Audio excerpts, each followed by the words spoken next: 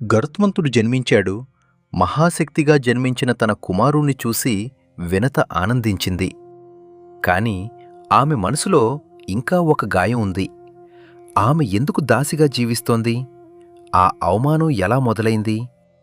ఒకరోజు వినత మరియు కద్రు ఆకాశంలో విహరిస్తున్న దివ్య అశ్వాన్ని చూశారు. అది దేవేంద్రుడి అశ్వం. ఉచ్చైశ్రవసు తెల్లని మెరుపులా ప్రకాశిస్తున్న ఆ గుర్రాన్ని చూసి కద్రు వినతతో ఒక పందెం పెట్టింది. ఈ గుర్రం తోక నల్లగా ఉంది అంది కద్రు. వినత వెంటనే అంది, కాదు, ఈ దివ్య అశ్వం పూర్తిగా తెల్లగా ఉంది.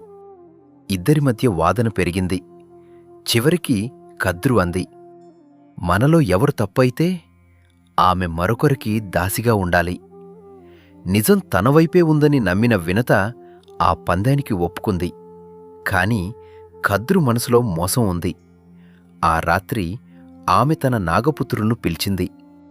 రేపు ఉదయం మీరు అందరూ ఉచ్చైశ్రవసు తోకకు అంటుకుని వేలాడాలి. దూరం నుండి చూస్తే తోక నల్లగా కనిపించాలి. కొంతమంది నాగురు దీనికి ఒప్పుకోలేదు. కాని కద్రు వారిని బలవంతం చేసింది. మరుసటి రోజు వినత కద్రు ఇద్దరూ మళ్లీ ఆ దివ్య అశ్వాన్ని చూడడానికి వెళ్లారు. వినత ఆశ్చర్యంతో నిలిచిపోయింది. ఆ గుర్రం తోక నిజంగానే నల్లగా కనిపించింది. వాస్తవానికి అది కద్రు నాగపుత్రుల మోసం. కాని వినతకు ఆ విషయం తెలియదు. ఆమె పందెంలో ఓడిపోయింది. ఆ రోజు నుండి వినత కద్రుకు దాసిగా మారింది. రాజకుమారిలా జీవించిన ఆమె ఇప్పుడు అవమానంతో తలవంచి నిలబడాల్సి వచ్చింది. కద్రు ఆజ్ఞలు, కద్రు అవమానాలు ప్రతిరోజూ వినత హృదయాన్ని ముక్కలు చేశాయి.